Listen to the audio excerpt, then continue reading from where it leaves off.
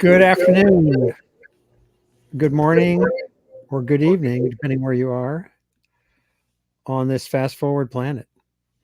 This is Andy Revkin. I run the Sustain What webcast, and I write a related newsletter blog on Substack. I write a lot about climate. I write a lot about conservation, and a lot of what I focus on in these webcasts and my writing is the balance between human affairs and the planet's limits and the species we care about. And today we're going to have a brief pop-up session about the North Atlantic right whale, which is the largest, the most endangered large whale in the world. I've also done sessions on the vaquita, this tiny porpoise in Mexico, with down to its last dozen or so animals on the planet. And these issues, when life gets tough for marine mammals, especially when they're in areas that are populated by people, things get complicated. And this species has gone through ups and downs, mostly downs.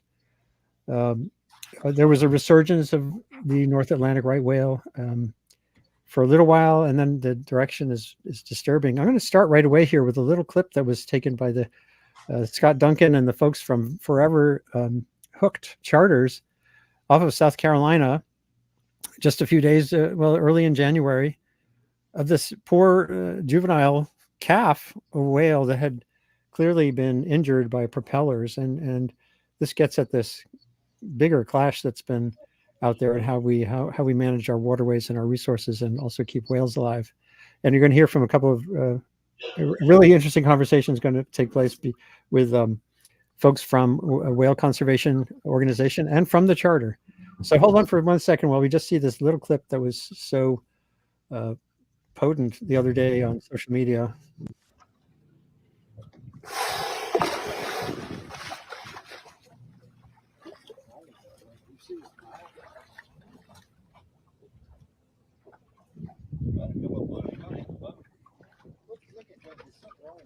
There's something wrong with it.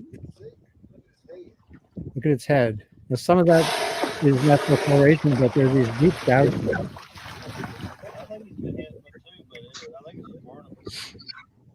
So what a disturbing moment, you know.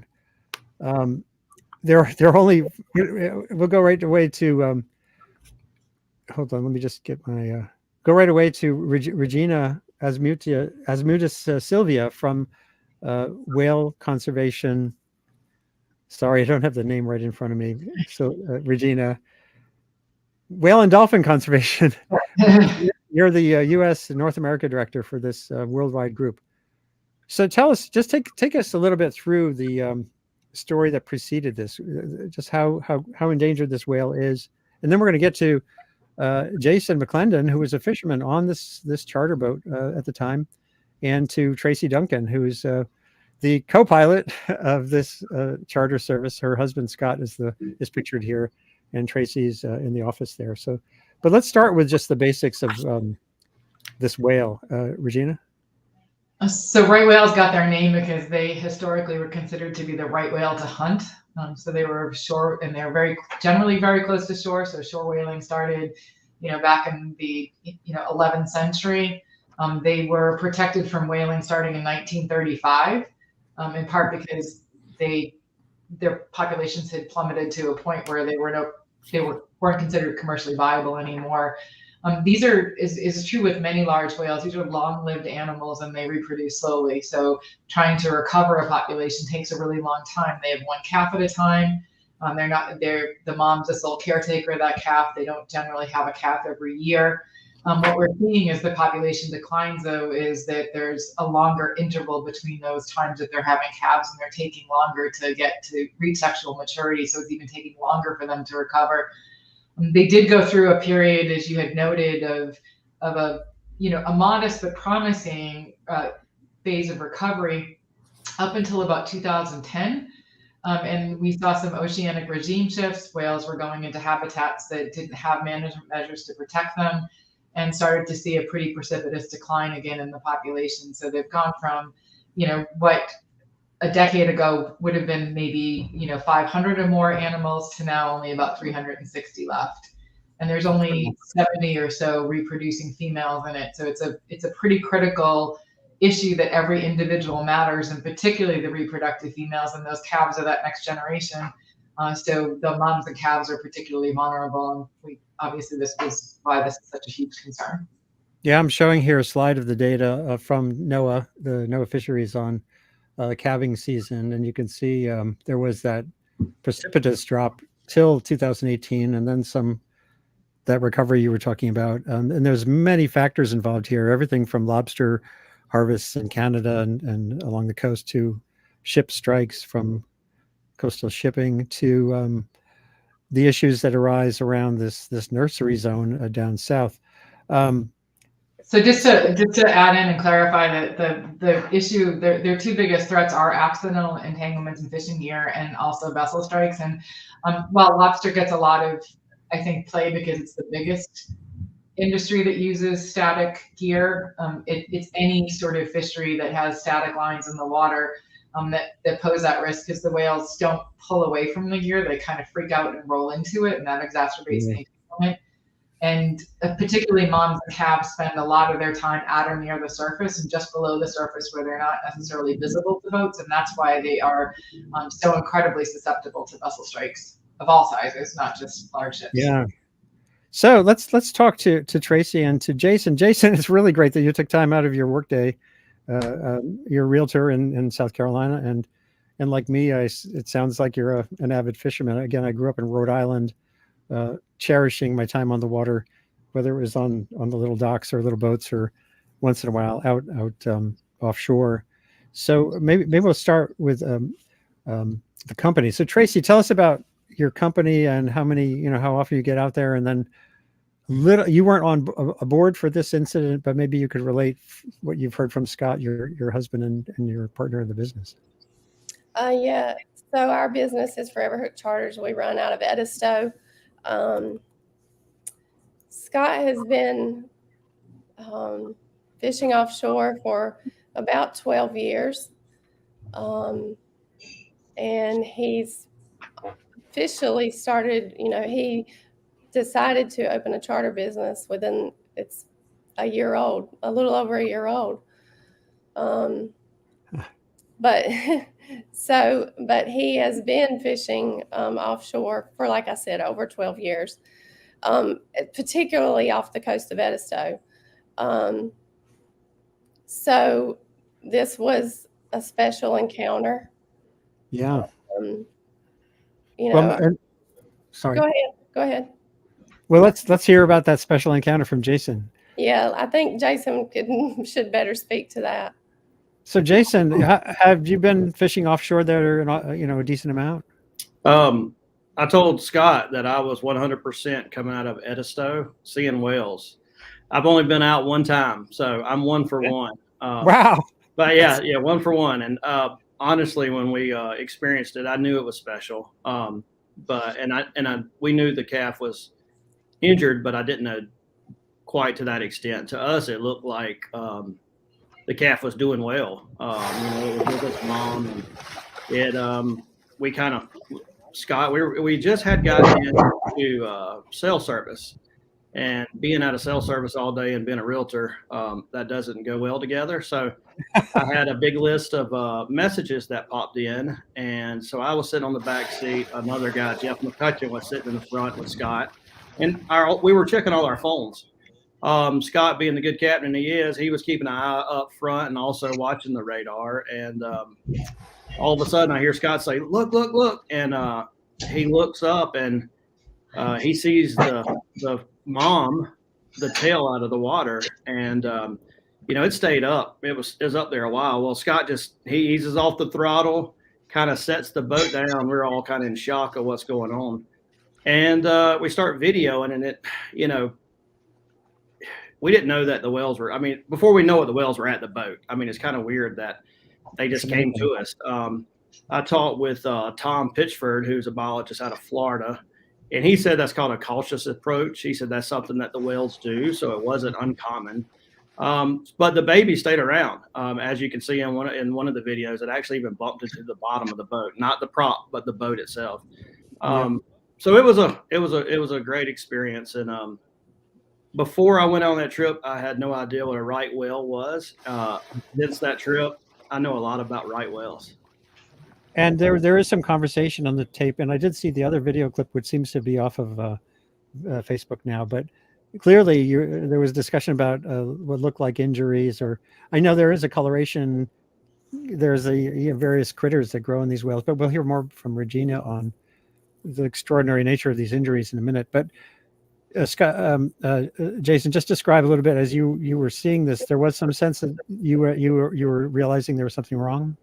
I could tell that it had been hit by a prop, just from seeing. I don't go out much, and I'm not a go offshore a lot, but just being around water and seeing manatee that have scars, and seeing the bottom of the lake from, I do a lot of freshwater fishing. I knew it was prop marks. Jeff, who was with us, he that's the one that you hear in the video that says something's wrong with it. Something's wrong with it. I could tell it'd been hit, but I thought that. You can tell it's healing. You can see that it had I think they call them whale fleas is the way that they talk about them. But you can see that they're already starting to grow back, and some of the growth. I mean, I was right at it. It's actually like we were closer than even the video shows. And I knew it was hurt, but I didn't think it was as bad hurt as I've heard some of the biologists say now. Well, let's hear from Regina on this issue. It's when you were emailing with me earlier and describing, some troubling signs, and I mean, some of this almost doesn't matter in the sense that whether it's recovers a little bit from this or whether it passes away, obviously that matters a lot, but the collision certainly happened. So Regina, when you see this whale, just describe also, this is it was born presumably late November, right? Or mid-November? Yeah, the first sighting of it was at the end of November, so this whale's not even 2 months old yet. And when I look at this picture, it's horrifying to me, to be honest. So the orange that you see all over the head, those are called cyamids, and they're tiny little crustaceans, and they often feed on necrotic tissue. So when we see those orange cyamids on whales, that's usually a sign of some sort of infection or failing health. These animals at this point, when they're healthy, adult right whales have these white cyamids on their callosities on the top of their heads, and those are normal. The calves at this age don't have the callosities erupted, so if they're covered in these sort of orange cyamids, then that's a really strong indication that they're not doing well. Yeah. If you look at I was just going to say, if you look at the lower lip on that left side, you can see the sort of prop cuts that slice down into that lower jaw there. And that's a significant concern as well, because, you're right. The rest of the whale, the skin looks good. It seems a little bit, the body seems robust right now. We had a similar situation a few years back with a calf who, ultimately succumbed to a vessel strike of the head, because when we were looking at these cuts, especially in the lower lip, when they're nursing, if they can't form that seal around the mother's teats, then they don't get the milk in their mouth, and then the milk just sort of washes away into the ocean, and they don't get the nutrients. And so the ability for this calf to successfully nurse is a huge question, but based on those injuries, there's a lot of concern that calf isn't going to be able to successfully nurse. And so this is going to, unfortunately, NOAA has already determined that this is what is called a serious injury. There's a less than 50% likelihood of this calf surviving, and it will likely die from one of two things: either some sort of sepsis or infection that results from those wounds, or literally it will starve to death because it can't nurse. And it's just tragic, because it will do everything it can to stay with mom and to continue to try and nurse, and she will do everything she can to try and care for it until there's no hope. Yeah, I'm just going to go back through some of the pictures that were taken. These whales are so intensively monitored that their biographies it's almost like someone's Facebook feed, taken aerial or otherwise. This was November 28th.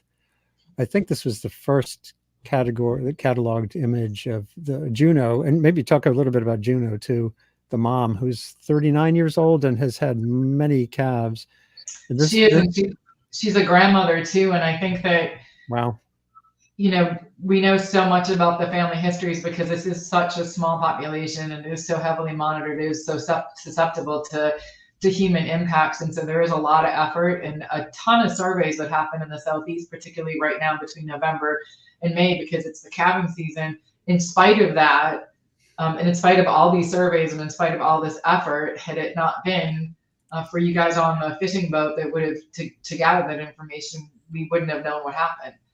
So there's a significant effort that's going into this, but you can't be everywhere all the time. And so this information was really critical, and it really does define what the risks are to these whales. And Juno's family has had significant, over 20-something interactions that have led to entanglements. There's been a couple of previous vessel strikes. So she's got a pretty tough family history in general. She's a survivor, which is great, but she is one of 70 females left that can have kids, and so that's a big concern because we also don't know if she got hit. So the interaction shows the prop scars on the calf. Mothers and calves tend to stay very, really close to each other. It's possible that there may be some blunt force trauma injuries that happen with Juno, and that's something that is going to be looked at, and she'll be monitored very closely for any potential progression of health decline. Yeah, it's amazing.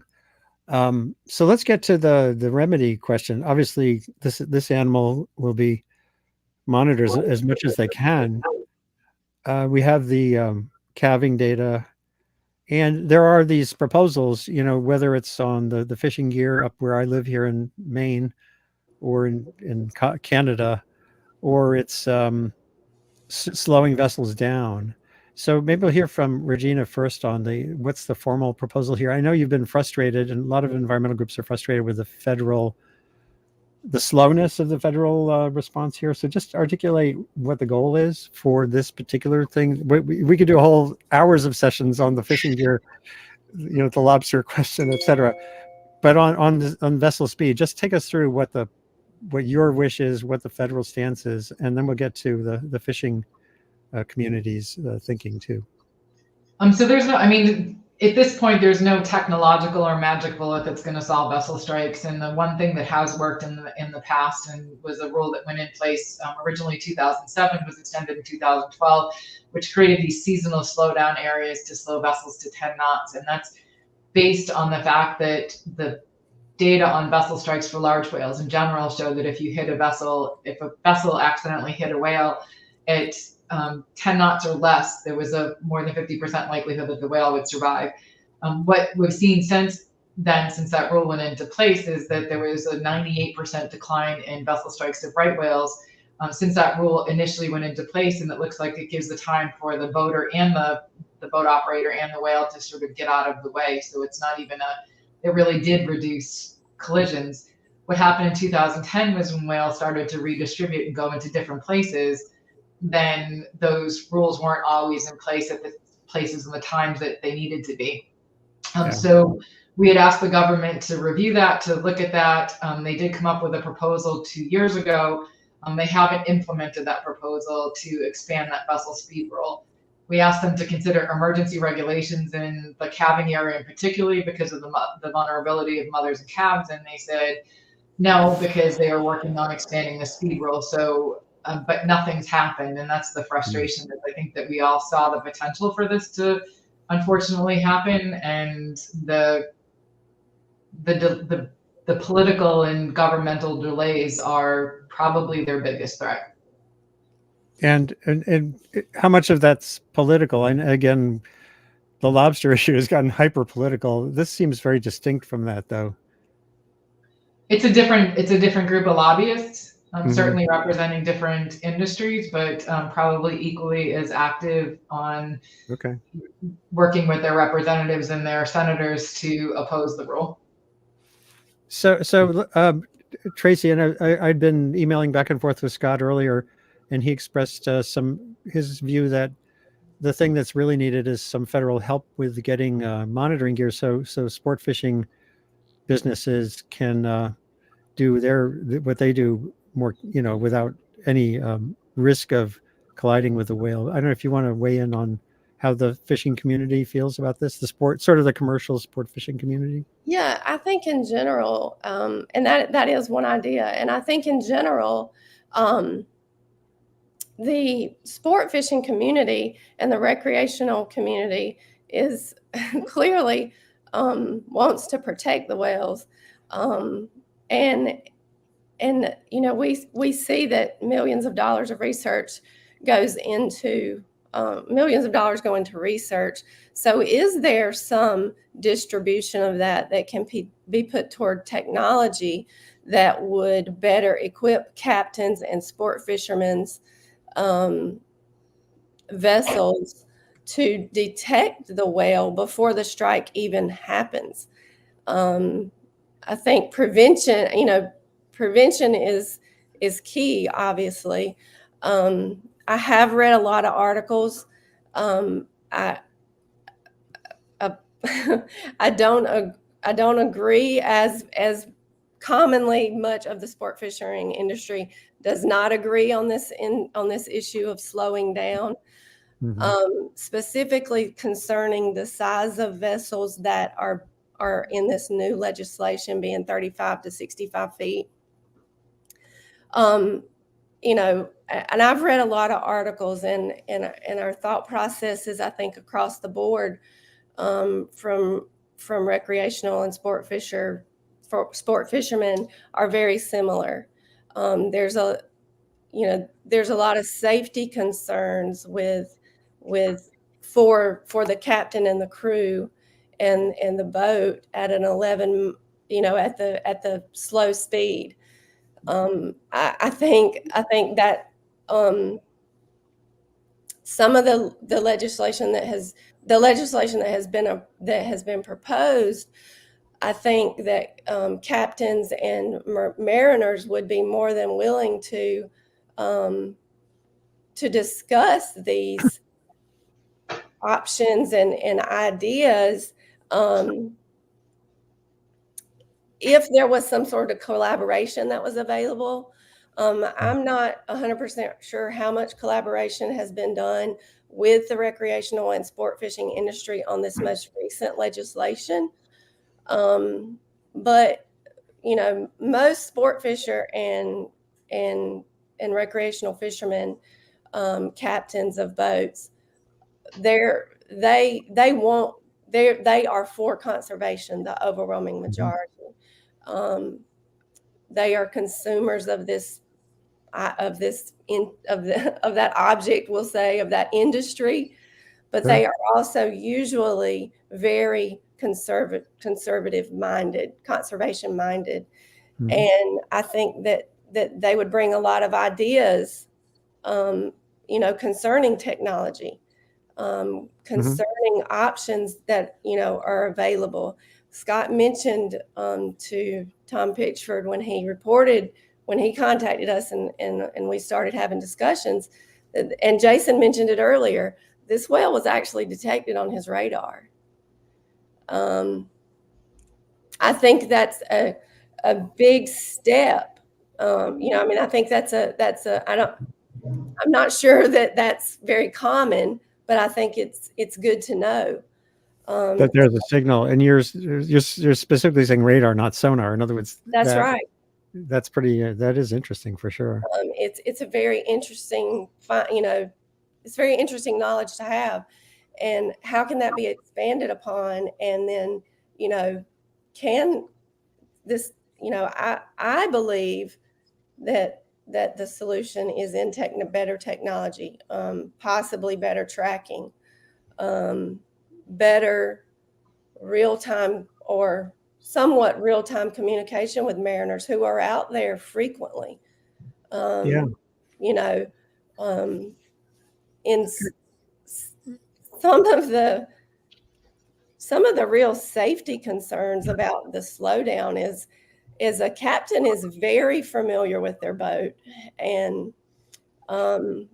conditions of wave heights and dominant periods and all of that are taken into consideration when you're determining how you traverse the waters for the overall safety of your vessel and the people on your vessel. So as well as, getting into shore. For example, if you had a weather situation or an emergency situation. But in addition to those situations, just traversing the waters offshore in general, to limit a captain widespread as this proposal is, I think is far reaching and unsafe for the captain and the vessel situation. Okay, so so that's a very different perspective. yeah, I understand that, but and there's a lot of other. I was gonna say, if I can just jump in really quickly. I know we're running on time, but I absolutely wish there was a technological solution. I have my captain's license. I run a research boat around right whales. I fully appreciate everything you said about having to deal with the oceanic conditions and the decisions you make when you have people that are under your charge. And I take that very seriously. I would love to see some technological solutions, but until those places until those solutions are in place, we need something in the interim. And I think that's what we're looking for, is that we don't want to drive them to extinction while we wait for something better. that's an interesting point. I was showing a minute ago on the West Coast. I can't remember if I wrote about this, but I definitely did some social media around it. There's an interesting off of Long Beach was a really busy shipping corridor, Long Beach, California, and Santa Barbara. They're using artificial intelligence and all kinds of sensors that track the whale movements to try to give these slow down moments to shipping. That, I mean, it's a little different than I think the Southeast coast, where you have a mix of these small vessels like Tracy and Scott's charter. But it does seem like there could be a role for that stuff. And then that issue, though, and the reality is, we're down to this certain number of calves and calving experiences each year, and wanting to give them the best chance to reverse that, to build momentum toward a bigger population seems important. Jason, you've been kind with your time again too, and you're not a whale biologist and you're not a commercial sport fishing captain, but you have experienced this, both the joy of fishing and the joy of seeing an animal, and then the concerns of seeing its plight. Do you have some parting thoughts on what you saw and where you think people might go from here, the average person? Yeah, I mean, there's one thing that I think everybody's going to have in common, and that's all, is we want to protect the whales. The whales are important. After seeing this animal, I'll tell you, it's a very slow moving animal. I've read articles about it. The name, the right whale, that's the reason it was the right whale to hunt, because it was just very lethargic. My thing about the speed limit, I think there's negatives about the speed limit for smaller vessels. I understand the large vessels, but the smaller vessels, when you're going 10 or less knots, your boat's not on plane. I don't go out in the ocean much, but I've been in boats my whole life. So, what we don't know about this calf is, did it get hit while it was trying to breach? Was it already breached for 10 minutes and it was in the dark? We just don't know what happened. And of course, it'd be great to know. But if that boat's not on plane, it's going to take probably 3 times the water for it to run. If you hit a whale and you're going slower, the props will rotate a lot more times and cut that whale, more cuts. Yeah. I don't know the answer. I just think that you got to use some common sense with trying to figure it out. I mean, there's just so many. I see a lot of negatives with the speed limit with smaller crafts, but we definitely all want to see it protected. I don't know if that looks like prop protectors for smaller crafts, or some type of. My mind's been going everywhere. I've been thinking about little devices you can put on your boat, so if you hit one, you bounce off with a smaller craft. But I will tell you this, that they were not that hard to see. I would bet that I don't know this, the biologist could tell us. I would bet most of your collisions come at night. I know that Scott, when we went out that morning, Scott said, "Hey, we're not going out. We're gonna wait for it to get daylight because one, we don't want to hit anything in the water, and also somebody said they saw a whale. We'd hate to hit a whale."